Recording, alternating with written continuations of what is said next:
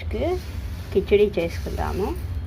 ఇట్లా ఒక గ్లాస్ బియ్యానికి పావు గ్లాస్ పప్పు పెసరపప్పు వేసి మంచిగా దాన్ని చూసుకొని మంచిగా నీట్గా కడుక్కోవాలి.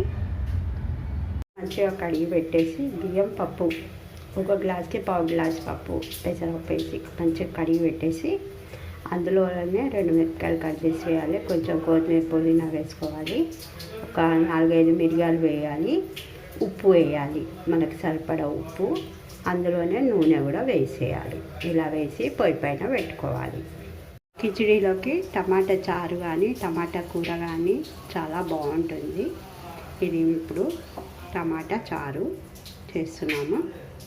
టమాటా చారు కిచిడి కాంబినేషన్ చాలా బాగుంటుంది. చూస్తున్నారు కదా, మన కిచిడి రెడీ అయిపోయింది. మంచిగా వేడి కిచిడి. దీనిపైనుంచి కొంచెం నిమ్మకాయ తొక్కైనా నిమ్మకాయ రసమైనా పిండుకొని తింటే చాలా టేస్టీగా ఉంటుంది. చూస్తున్నారు కదా, మన కిచిడి టమాటా చారు